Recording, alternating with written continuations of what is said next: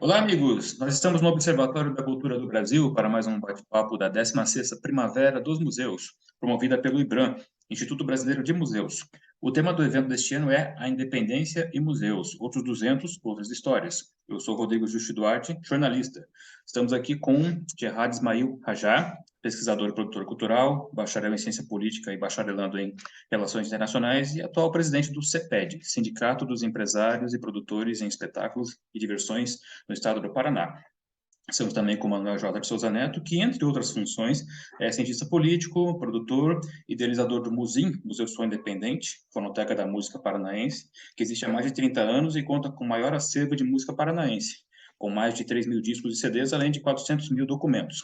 O tema abordado aqui é a independência e diversidade cultural, a exclusão e racismo estrutural nas políticas públicas de cultura. Eu passo a palavra para Manuel. Primeiro, eu queria dizer que é um prazer estar reencontrando vocês, depois desse período de pandemia e de várias lutas comuns aí que a gente teve diálogo nesse período todo, né? Principalmente do direito do coletivo, né? Os tantos que a gente percebeu que foram prejudicados, né? No caso da Lei Aldir Blanc, e poder discutir isso aqui num evento do IBRAM, né? Na Primavera dos Museus, eu acho que é fundamental, porque né? O tema desse ano são outros 200, né? São os 200 anos da independência, né? Mas que independência é essa? Né? Que país a gente tem construído e principalmente também para a nossa área, né? Que é do patrimônio, porque o patrimônio foi tratado muito como coisa pública, como se só o Estado cuidasse da memória. Notaram que nesses editais e Lei Aldir Blanc, tudo não tem sido incluído o patrimônio, tem sido ignorado o setor como se apenas assim existe a trajetória do artista, existe o Estado que tem os seus museus, mas esquecem que existe também independência na produção de memória. Existem os pesquisadores, os acervos particulares, né? Existe o patrimônio material, tudo isso tem sido abordado de uma forma muito precária. Eu acho muito pertinente também a questão da diversidade no tema, Digão, porque parece que nessa questão da política cultural, a sensação era de que ia mais para um determinado perfil de artistas, né? Essas políticas. E durante a pandemia, quando as pessoas ficaram trancadas em sofrimento, com dificuldades financeiras, nós fomos olhar os editais e os premiados e nós tínhamos a sensação de que neste período, com a verba assistencial, o recurso ia ser diferente, ia ser aplicado de uma forma diferente. Até é engraçado, porque temos aqui um descendente de nordestino brasileiro, um brasileiro de descendência sefardita, portanto judaica, e o Girard que é ascendente, né, a ascendência dele é libanesa, brasileiro libanês. E nós somos homens e brancos, né? Vamos falar, nós somos brancos, né?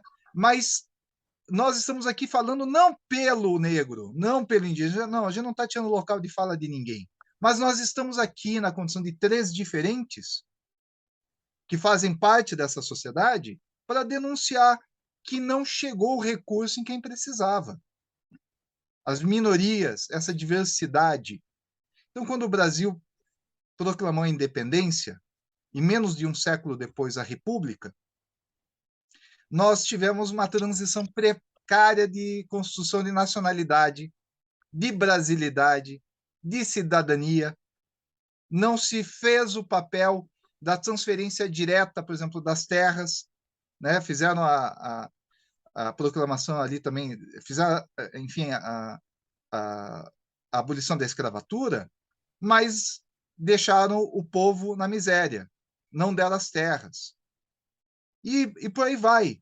E parece que tudo isso se reproduz nas políticas culturais, e infelizmente durante a pandemia, isso foi o que a gente notou, a gente vai poder falar disso aqui nesses minutos que a gente vai bater um papo, e eu já te passo a palavra, digam só, fazendo de novo esse questionamento. Estamos garantindo independência para quem quer fazer cultura? Já que são os 200 anos da independência, vamos usar o outro termo, outro sentido da palavra independência. E quem está sendo atendido? Será que a gente não está reproduzindo as falhas e as exclusões sociais características da nossa sociedade? Digam contigo. Quanto a essa questão de falhas na sociedade, exclusões, esses recursos que não chegaram, assim, isso muito eu acabei abordando eu como jornalista dentro de uma reportagem especial publicada no site do Le Monde Diplomatique Brasil a partir de agosto do ano passado. Desde então, de tempos em tempos, essas novas reportagens acabam sendo inclusas nesse especial, disponível na área de especiais do site do portal. Esse eu realizei junto com o Observatório da Cultura do Brasil, a partir de muitos documentos que foram fornecidos, né? Tipo, sem todo esse material, se pudesse me debruçar para poder fazer todas essas análises, aí não seria possível fazer essa reportagem, né? Tá. Essa reportagem Crise da Cultura, né? Como eu já falei, ela foi iniciada em julho de 2021, começando com os levantamentos de documentos, com entrevistas, né? E foi publicada em agosto do mesmo ano, agosto de 2021. Os documentos levantados para a reportagem foram obtidos pelo Observatório da Cultura do Brasil, que organizou documentos, demandas, prints, em especial tratando de denúncias e irregularidades que foram enviados à classe artística para o Fórum de Cultura do Paraná, que recebeu esse material. O Observatório da Cultura organizou para a realização de estudos, e eu solicitei acesso para essas reportagens. Esse é um material que ainda é uma pesquisa que ainda está em desenvolvimento, não foi fechada ainda, né? Entre esses documentos, como falei, relatórios, ofícios, enviados por entidades e órgãos públicos de cultura, mais de 40, sendo que nem 10 foram respondidos pelos órgãos públicos. Houve muitas entrevistas qualitativas de liderança de movimento, de entidades, especialistas, de representantes de movimento quilombola, movimento negro, indígenas, ciganos, entre tantos outros, né? Músicos que não puderam mais tocar durante a pandemia, se apresentam em bares e locais como bares, restaurantes, casamentos, coisas, eventos do tipo, né? Então, e para essa publicação inicial, que foi em agosto de 2021, foram 6 reportagens publicadas de uma vez, houve 19 entrevistas com observação participativa, né? E também foram enviados ofícios a 3 órgãos públicos de cultura do Paraná, sendo que é, são dois estaduais, um municipal, mas um deles respondeu, mas não muito contento, né? Os demais, enfim, ou não responderam, ou responderam de forma incompleta e não satisfatória, né?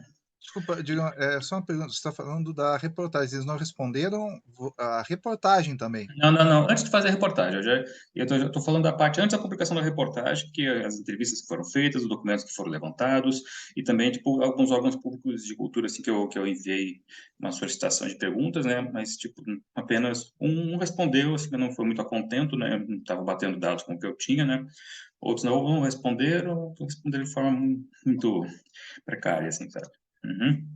Então, tá. Essa, como falei, foi publicada a partir de princípio de agosto de 2021, com seis reportagens. A primeira, impossibilitados de trabalhar, fazedores de cultura estão há mais de 500 dias passando por dificuldades diante da pandemia. Nessa, faço uma introdução, relato sobre irregularidades vindas de diversas partes do Brasil. E também começo a tratar de alguns setores que foram muito prejudicados, entre eles o circo, né? Segundo a reportagem, excessiva burocracia promoveu exclusões na Lei Aldir Blanc. Bom, o título já diz tudo, né? Fala muito da regulamentação da lei e a burocracia excessiva. A terceira, apesar das garantias legais, diversas profissões foram excluídas dos benefícios. Nessa são citadas as diversas profissões assim, que não puderam fazer uso do recurso, né? Na outra reportagem, Brasil passa por quebra de infraestrutura de espaços de cultura, eventos e entretenimento. Essa é uma grande quebra dos espaços de cultura, né? E segundo a Abrabar, do Paraná, fecharam 40% dos bares, 30% dos restaurantes e 75% das casas noturnas. A quinta reportagem, que é a que tem mais depoimentos, né, mais entrevistas, né? Diante da aplicação inadequada da Lei Aldir Blanc, culturas e comunidades tradicionais foram as mais prejudicadas. Aqui há os depoimentos de comunidades tradicionais que foram prejudicadas e sem acesso à Lei Aldir Blanc. Aqui se concentram muito como eu falei, movimento negro, quilombola, indígenas, ciganos também, manifestações urbanas como hip hop, por exemplo, né? Essa primeira leva de reportagem a última foi denúncia sobre a má aplicação de recursos da Lei Aldir Blanc segue sem respostas, né? Encerra trazendo as 6 denúncias realizadas por entidades, o respectivo número de protocolo, quem quiser pesquisar, além de um drive com pesquisa de documentos utilizados nessa reportagem, né? Tá, depois disso houve respostas, né? O órgão público de cultura do Paraná, Superintendência Geral da Cultura, deu uma direito de resposta, né? Depois houve uma réplica minha e uma réplica do Observatório da Cultura do Brasil. Essa réplica foi abordado juridicamente, assim, as questões, assim, e acabou mostrando que o órgão público não tinha, né, não estava com a razão na resposta que ela deu, assim, de resposta, né. Aí, um mês depois, em setembro de 2021, ou melhor, em setembro de 2021, isso teve os desdobramentos, uma outra reportagem, crise da cultura, a reportagem resulta em processos administrativos e até denúncia de racismo. Então, isso foi um primeiro desdobramento dessa reportagem. No começo desse ano, foram retomadas mais algumas reportagens desse especial, uma fazendo um balanço socioeconômico da Lei Aldir Blanc, uma outra falando sobre as leis que estavam sendo elaboradas, ainda não haviam nem sequer, não estavam assim, a ser aprovadas, que eram a Lei Aldir Blanc II e a Lei Paulo Gustavo, né? E no final, assim, uma reportagem com especialistas em cultura analisando as questões da Lei Aldir Blanc. Pessoas que são estudiosas do assunto, né, puderam contribuir com seu depoimento para fazer uma análise bem aprofundada a respeito, né? A última reportagem desse especial saiu em agosto deste ano, com racismo estrutural e a exclusão no âmbito das políticas culturais. Essa focada mais em questões de racismo na aplicação da Lei Aldir Blanc, tá? É isso. Sobre essa foi a minha apresentação da reportagem que foi realizada até o momento, né? Eu passo a palavra para vocês. Bem, eu preferia que o Gerard falasse, o Gerard ainda não se manifestou, né? Bom, boa tarde, Manuel José de Souza Neto, boa tarde, Rodrigo Duarte. É uma alegria, né, mais uma vez estar aqui num papo com vocês e realmente com esses dois assuntos, né, que não tirando a Léo de Blanc, mas independência e museus, né, porque justamente em 2 de setembro de 2018, né, nós tivemos a maior perda patrimonial, material e imaterial do Brasil, que foi aquilo que me deixou pessoalmente deprimido por muitos meses e até hoje não me recupero, que é a perda do Museu Nacional, né? Então, o que se perdeu ali não foi somente 5 milhões de itens catalogados, fora o que não estava catalogado, mas foi uma perda imaterial gigantesca, foi um apagamento histórico, né? Só para sabermos e lembrarmos, as línguas indígenas extintas, muitas delas estavam, ainda que pouco, mas documentadas naquele acervo.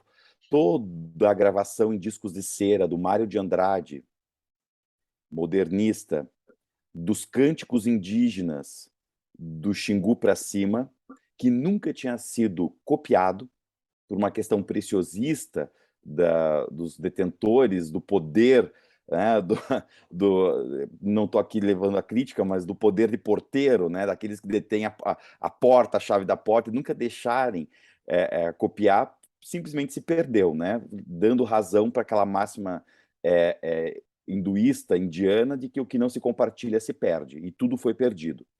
Então, com essa construção da identidade brasileira, a partir de 1838, quando se funda o Instituto Histórico-Geográfico Brasileiro, nessa tentativa de construir uma identidade, de construir uma história, porque história não é fatos relatados ou guardados na memória. A história é a interpretação que se dá sobre os fatos guardados na memória. Aí a importância dos museus e da academia na interpretação desses fatos. E muito disso está impresso no meio urbano, nos monumentos. Curitiba não tem nenhum monumento dedicado aos negros, aos pardos, aos indígenas, diga-se de passagem, muito embora o primeiro herói brasileiro, Getúlio Vargas, decretou, inclusive, no dia do seu próprio aniversário, 19 de abril, que foi Morubixaba Guairacá, é um índio paranaense, um índio que viveu nas terras do Paraná, não existia paranaense na época. Né? Mas, ainda assim, o Paraná faz questão, e o Curitiba em especial faz questão de não fazer nenhum tipo de referência. Se levarmos à baila de que a estátua Água para o Morro, do Herbert Stenzel, não é uma estátua dedicada aos negros de Curitiba, mas sim ao próprio escultor, nós não temos nenhuma estátua que faz referência àqueles que formam 52% da população paranaense e curitibana. A não Aquele ser da uma lata placa. d'água na cabeça, né? Que é negra. A água para o morro. O nome é Água para o Morro, que o povo batizou de lata d'água na cabeça, como a fonte da memória virou o cavalo babão, que na verdade é imerenciana. né, que nem o nome da própria modelo é colocada e é relevada, que é a Emerenciana, que teve um caso com o Herbert Stenzel e ele a fez em estátua. Mas não foi feito para louvar e relevar os contributos dessa etnia no Paraná. Isso nos mostra de que esse apagamento histórico, na minha opinião, é proposital. É negociado. Até porque o termo negociação é um termo da sociologia. E há muito é discutido a negociação da identidade brasileira. A identidade brasileira foi negociada socialmente e sociologicamente. Isso se dá, inclusive, com os imigrantes. A nacionalidade desses imigrantes foi negociada. Os italianos vieram para o Brasil, se fizeram brasileiros, mas mantiveram como se fosse uma casta superior aos demais brasileiros. Os alemães, tal qual. Os japoneses, inclusive, nós não temos a memória corrente do campo de concentração que era a residência do governador em Quatro Barras, porque nos é apagado isso da memória coletiva. Mas tivemos campos de concentração no Paraná justamente para domesticar essa cultura japonesa, para dar a eles um outro tipo de negociação da identidade brasileira, da forma como foram integrados à sociedade brasileira.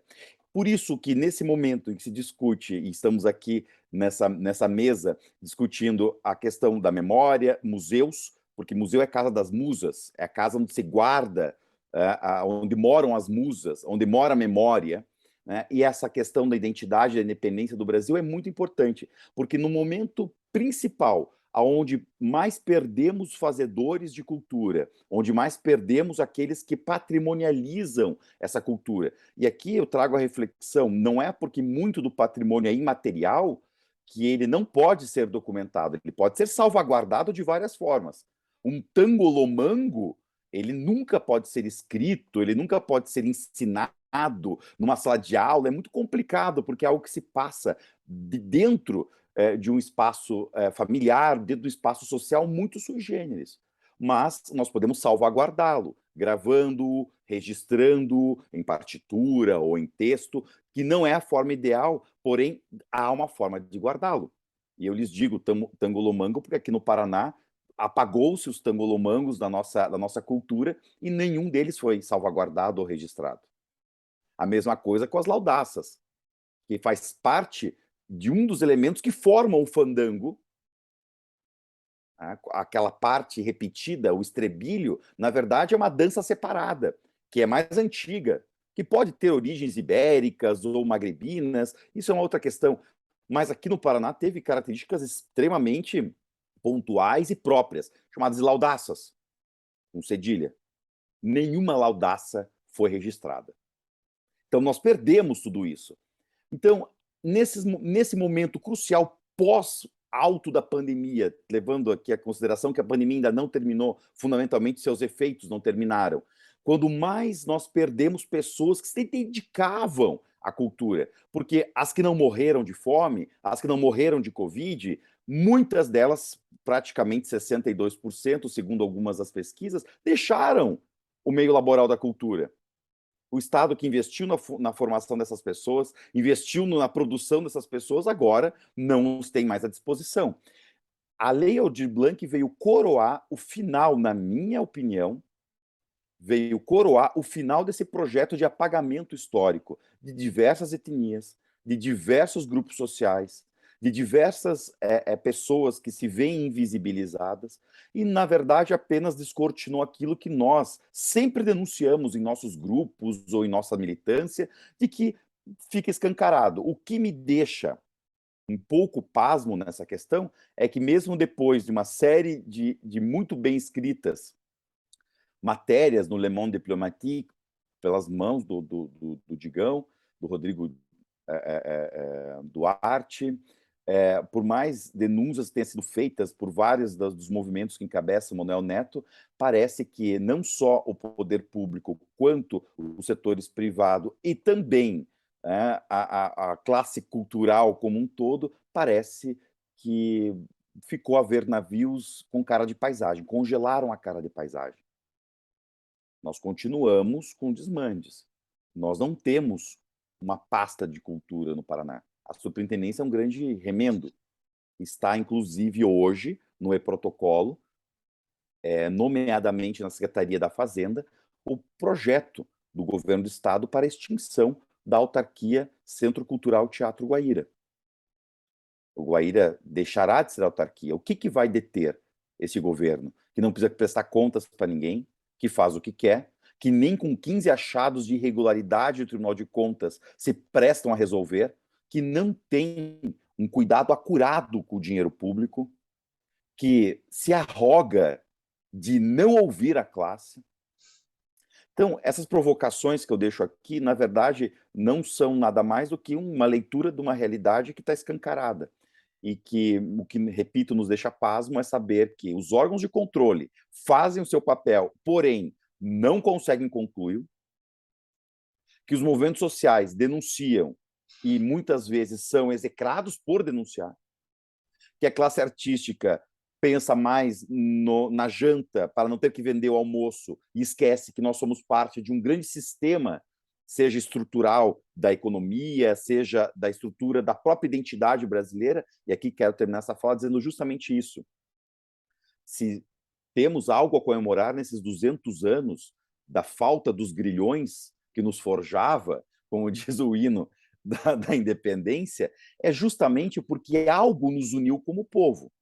Na teoria política, não é, Manuel? Um país, uma nação, nada mais é do que um grupo, não necessariamente étnico, um grupo sobre um território com um governo que ele legitima. O que une esses seres humanos, se não é necessariamente uma etnia? É a cultura. O que faz um povo ser um povo é uma cultura. Na antropologia, isso é rapidamente explicado. Os grupos nômades iam se deslocando até chegarem num acidente geográfico ou em um ambiente que tinha um desafio maior do que eles próprios estavam dispostos a desprenderem para atravessar aquilo, um cânion, uma montanha, e ali se estabeleciam. Os poucos que saíam, com laços familiares ou não, porque a família ainda era um instituto social em formação, buscavam até uma próxima savana ou até um prado próximo que tivesse um acidente geográfico, algo que não lhes fosse transponível. E esses grupos sociais foram formando laços culturais, língua, costumes, formas, coisas que faziam em comum. Isso é a formação da cultura que é repetida ou combatida na arte. O que nos faz brasileiros é uma cultura que nos une. Quanto mais tivermos exclusão de grupos sociais, de grupos étnicos da cultura brasileira que não foram formalmente aceitos como povo, os escravizados não eram brasileiros, diga-se de passagem, eram peças, eram patrimônio de alguém. Foram incluídos à força nos últimos momentos do Império, né, contra a vontade da classe dominante. Então, esses que hoje reivindicam seus lugares na cultura e no fomento da cultura e na expressão da cultura, na verdade, são aqueles que tardiamente e ultimamente chegaram na cultura brasileira e que ainda que tenham contribuído muito. Isto é, se hoje somos ou tentamos ser brasileiros, passamos sim por uma negociação da identidade nacional e somente, tão somente pela cultura, a gente pode se ver brasileiro. E é justamente essa área que o governo do Paraná, em especial, consegue ser pior do que já foi e muito pior do que imaginamos que seria. Olha, Gerardo, eu queria te agradecer, foi uma verdadeira aula, é sempre bom te ouvir conceitualmente, principalmente quando junta com história. E olha, eu queria dizer que é isso, você delineou muito bem, e eu queria até complementar com aspectos muito pontuais, porque acho que conceitualmente você foi perfeito. Porque quando nós estávamos trabalhando e recebendo pelas nossas respectivas entidades de classe, ou imprensa, ou fóruns, ou movimentos, ou outras associações, as reclamações vinham o seguinte: sou da periferia, sou um artista popular, fui até a superintendência, a fundação local, e aí disseram assim: você não é artista, você não tem direitos. Né? Outro dizia assim: olha, aqui os circos não têm CNPJ, estão nos exigindo papéis que a gente não tem como preencher, porque são nômades. Então, ficavam, né, a ver navios, né, e com dificuldades, tendo que plantar batata, vender Doce em Sinaleiro, tudo que você conhece bem, porque você conhece as famílias de circo do Paraná muito bem. Né? E outros, olha, falamos lá com a liderança quilombola, ninguém do movimento negro lá ouviu falar em Lei Aldir Blanc e viviam do artesanato e do turismo. Mas a superintendência tratou eles como se não fossem artistas. Então, quando a gente vai somando, né, e no caso de músico de bar, chega no edital, a turminha da panelinha, que é conhecidinha, vai lá e escreve assim: olha, no edital é para quem é artista, tá? Então, queremos que a fundação, que a superintendência, tal, né, para os órgãos de cultura em geral, não só de Curitiba ou estadual, mas outros municipais também pelo interior do Paraná, vinham e diziam assim: olha, o edital tem que dizer que o artista que cria aquele autor, ele vai lançar um videozinho dele, vai produzir algo. Mas um pouco, mas quem é da música sabe que o músico vive de casamento, vive de baile, vive de bar, né? A maioria não é compositor, não é cantautor. Eu não sou contra a categoria cantautor, vim da música independente, da cena punk. É claro que eu valorizo todos esses artistas. Mas para um pouco, quantos senhores de idade só fizeram isso a vida inteira, não sabem fazer outra coisa, músico de bar, e não conseguiu o recurso, porque não preenchia a burocracia, não conhecia a tecnologia. Aí me vem uma colega artista de esquerda, tão esquerda quanto nós, mas diz uma frase que me ofende, porque ela não é humanista. Ah, mas esse velhinho aí deve ser bolsonarista, ele é de direita, ele isso ou aquilo, então ele que vai pedir dinheiro lá para o presidente. E aquilo me dói como comunista, porque eu penso assim, mas o direito é de todos, inclusive do velhinho ali, do tiozão da lista de Whats, entendeu? Que eu não concordo com a opinião dele, mas ele é um ser humano. Então, isso tudo, as reclamações da classe que vieram chegando eram muitas, nem dá para enumerar aqui, do hip hop ao circo, né, o interior que o dinheiro não chegava. Os técnicos. Os técnicos, exato, bem lembrado. E aí, quando veio a auditoria do Tribunal de Contas e mostrou lá que nos editais 2014, 17, 19 do Profice, mais a Lei Aldir Blanc, na média, o dinheiro ficou de 70% a 80% em Curitiba, eu fico pensando que diversidade é essa, que a Superintendência de Cultura atende apenas a Curitiba, né? Não, apenas é injusto, né? Predominantemente Curitiba. Nós somos 399 municípios, 400 mil trabalhadores. Então, tudo isso daí foi se tornando estranho para mim, né? Muito estranho, porque é chocante, porque não é o que a gente esperava, como você disse. E ainda na auditoria, uma outra coisa que eu achei curiosa, que também não era novidade para a gente já estava lendo, estudando os casos, né? Mas foi a constatação lá naquele relatório operacional que você nos apresentou até no dia que o Tribunal de Contas esteve lá na LEP, quando a gente também esteve junto lá naquela, naquela audiência, na comissão, lá junto com o Michele Caputo, né, o deputado, e a gente ficou ali batendo papo, cada um nas suas entidades e movimentos, quais eram os problemas. E aí tinha lá falhas de transparência, concentração de patrocinadores e proponentes, quer dizer, concentração os mesmos de sempre ganham. É isso que quer dizer, né? E isso não é eu dizendo, né? Você, né, Gerard? É a auditoria do Tribunal de Contas.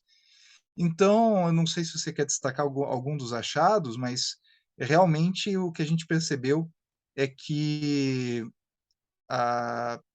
não era a nossa impressão. Os dados demonstraram realmente que não é respeitada a diversidade, não é respeitado o interior, não atendem aos que precisam, aos que teriam os direitos, né? Eu acho o seguinte, Manuel e Digão, essa questão ideológica de que parece que o apanágio, o direito adquirido divino, né, a, a prerrogativa de receber dinheiro público por ser artista, né, desses mecanismos de incentivo que devem estar concentrados na esquerda, porque a esquerda é a que olha a cultura ou pensa melhor a cultura, é um engodo concorrente. Porque, ao mesmo tempo, pelo exemplo que você passou, que a pessoa disse, fulano é bolsonarista, não pode ter acesso ao fomento, Veja, depois do Congresso, né, socialista, isso é no final do século XIX, e houve a cisão dentro das correntes do socialismo utópico, e dentre os comunistas e os anarquistas, uns querendo a revolução acima de tudo, e os outros entendendo que não, deve-se tomar o poder já estabelecido pela burguesia e a revolução ser feita de dentro do poder. E é esse o caminho que a esquerda no mundo tem seguido, ou predominantemente seguido. Não é uma questão unânime. Uhum. A partir desse momento, não existe quem está comigo e quem não está comigo. Existe sociedade. Existem pensamentos divergentes. Agora, independente do pensamento de quem está no poder, ele governa para todos e os governados prestam-se entre si. O que eu quero dizer com isso? Não importa quem esteja no poder, não importa o que a classe artística identitariamente se identifica. O que nós temos que ter noção é que a política pública deve ser aplicada. E ela não é aplicada para favorecer grupos específicos, senão grupos sociais. Então, política pública, nós esquecemos disso quando falamos de leis de incentivo ou de mecanismos de fomento. Então, se é uma política pública, ela deve seguir os ditames da administração pública, tanto na sua feitura quanto na sua fiscalização e controle. O que esses 15 achados nos trazem, Manuel, é que não houve controle. Por mais que o controle social, que é a sociedade civil organizada, fundamentalmente pelos movimentos sociais e no Conselho Estadual de Cultura, que tem função deliberativa e não é respeitado quanto a isso, já tinha alertado do que iria acontecer, a ponto da Superintendência Estadual de Cultura fraudar atas do Conselho Estadual de Cultura, tirando os 5 milhões que nós aprovamos para ficar reservado aos técnicos. Então, o que eu quero dessa fala deixar bem claro é justamente isso. Não houve controle, não houve nenhum tipo de prestação de contas disso. Inclusive, não há relatório do que até onde isso chegou. Porque uma política pública, teoricamente, ela começa com a formação de uma agenda, com a identificação de um problema, com a formação de uma agenda e a busca de mecanismos para que isso se torne concretamente uma política pública, depois aplicada, deve ser feito o controle disso, e é justamente saber aonde se chegou para se ou repetir essa agenda como política pública ou se refutar buscando outra alternativa mais eficiente. Simplesmente, nós não sabemos para onde fomos, porque não sabíamos para onde iríamos. Nós não tínhamos um caminho, Pois não é, Gerardi. sabíamos. Veio dinheiro e não sabíamos o que fazer como sociedade, como governo. Isso ficou muito claro. Isso tem um nome: diletantismo. Pessoas Sim. não profissionais em cargos de gestão da cultura. Nós, antes de tudo, temos que nos preparar como sociedade para ter pessoas preparadas nos cargos certos. Como a gente está no finalzinho, eu queria só complementar você com o seguinte, que realmente, além do problema do diletantismo dentro dos órgãos, a gente notou assim que uma comissão de cultura não reagiu, conselho estadual não reagiu, o relatório do conselho estadual é um relatório do tipo Ilha da Fantasia, né? Só fantasias, né? E quando a gente foi dialogar também com o meio político, pouquíssimos reagiram, né? Pouquíssimos, você sabe muito bem disso. E essa sensação meio de uma omissão generalizada diante das vítimas, né? Digão, eu acho que a gente está aí já final, né? Quanto que nós não ouvimos, Isso. Manuel? Não vamos mexer com isso, senão o dinheiro não vai chegar. Argumentos desse tipo, né? Mas eu acredito que a maior dificuldade que a gente teve com tudo isso, e o que revela o caso, é que nós temos um sistema que é de exclusão. É sistemático, ele é uma estrutura, né? Aquilo que você chama dos apanágios. Então, se protege quem já tem algum tipo de benefício social e se cria novos sistemas de exclusão para os demais. E forma uma elite. Gente, nós estamos no final aqui, no último minuto, né? Queria agradecer muito a presença de vocês, né? Essa aqui, estamos dentro da 16ª Primavera dos Museus, evento realizado pelo IBRAM, Instituto Brasileiro dos Museus, né? Um breve despedida de vocês agora. Olha, como estamos nos segundos finais, é só vamos trabalhar aí por mais diversidade cultural nas políticas, porque independência dessa que a gente teve, precária. Ok. Eu quero agradecer o convite e conclamar para que todos que estão nos ouvindo repensem seus papéis na sociedade e na própria classe artística que estão envolvidos, porque se continuarmos assim, não tem mais nem por que comemorar o Brasil. Certo. Obrigado, É um gente. prazer, Carlos, conversar com vocês Tchau, tchau. novamente. Em breve a gente se encontra. Um abraço. Abraço. Tchau, tchau.